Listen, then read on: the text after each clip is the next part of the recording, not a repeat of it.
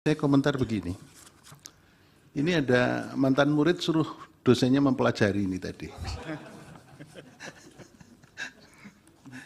Ya, salah satu murid di Undip, yang kemudian juga Pak Hasim itu asisten saya. Jadi ini kok saya suruh mempelajari.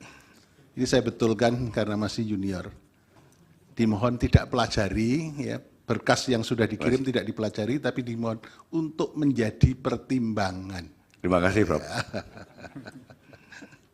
Baik, terus kemudian begini, DKPP itu kuasi peradilan etik ya, berarti ya. Benar. Oleh karena itu saya setuju, yang tidak bisa disampaikan adalah bagaimana situasi perkembangan yang ada di rapat permusyawaratan anggota, itu nggak bisa keluar memang, itu independensi. Ya, tapi kalau ada beberapa hal yang kita tanyakan, mestinya ini juga karena badan peradilan yang pengen untuk mengetahui semuanya, ya harus dibuka. Jadi batas-batasnya adalah apa yang berkembang dalam rapat permusyawaratan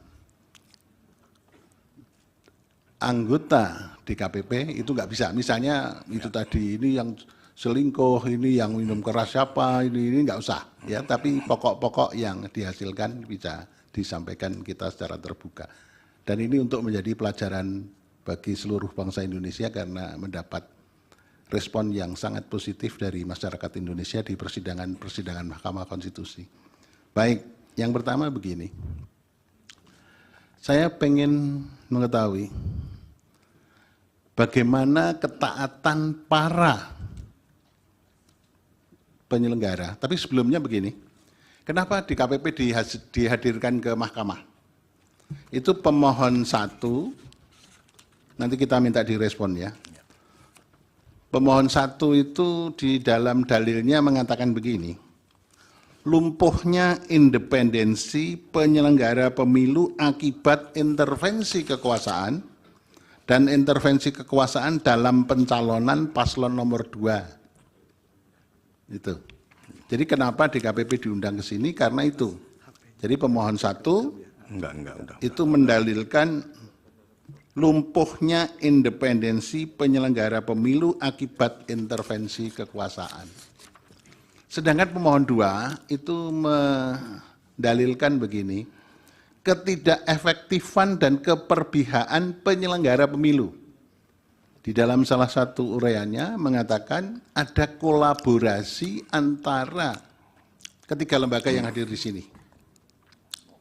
KPU, Bawaslu, dan DKPP. Ini tiganya bermain untuk kepentingan bersama, yang nggak tahu untuk apa itu ya. Itu ada dalil itu. Sehingga DKPP dipanggil ke mahkamah untuk memberikan penjelasan. Persoalan yang harus dijawab pertama, bagaimana kepatuhan ketaatan adresat putusan DKPP.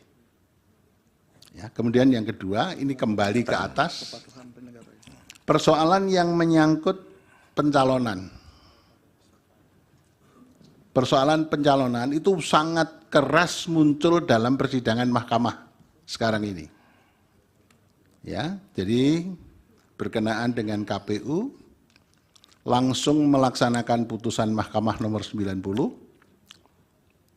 tanpa merubah PKPU, langsung diduga ada macam-macam hal yang terjadi pada waktu proses pencalonan sampai penetapan pencalonan. Itu mohon bisa disampaikan uraiannya di persidangan ini. Ya, kemudian yang berakhir pada amarnya, kemarin itu juga muncul di persidangan ini, amarnya yang pertama, memberi sanksi kepada seluruh anggota KPU dengan teguran tertulis, ya, teguran keras, gitu. Teguran keras, peringatan keras terakhir gitu ya. Nah ini terakhir, ya besok kalau ada pelanggaran lagi ya harus dibuang. Ya, jangan terus kerasnya keras terus, terakhir terus sampai enggak selesai itu ya kan itu. Nah itu ya. Jadi ada itu. Ini supaya bisa dijelaskan kepada kita.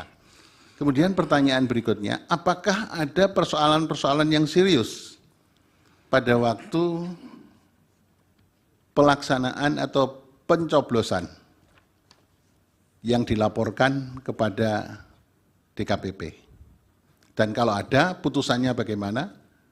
Dan menyangkut berapa orang, kemudian bagaimana ketaatan dan bagaimana perbaikan-perbaikan dalam rangka itu.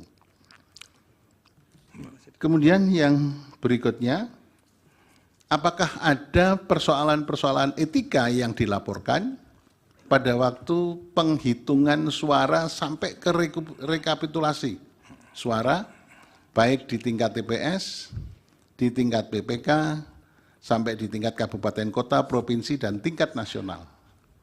Itu ada enggak? Ada. Adanya belum kita. Ya. Sehingga kita semua bisa mencermati, karena memang ini adalah dalil dari para pemohon. Jadi mahkamah tidak mengada-ada, ingin membuka sesuatu yang tidak perlu, tapi mahkamah karena ini berkepentingan menjawab dalil-dalil dari permohonan. Tadi yang dua tadi, lemahnya atau tidak berfungsinya atau independensi dari lembaga penyelenggara pemilu itu kan tiga-tiganya, KPU, Bawaslu, dan DKPP penyelenggara pemilu. Ini supaya direspon dengan sebaik-baiknya. Terima kasih, saya kira itu dulu Prof. Saldi. Terima kasih, Yang Mulia Prof. Arief.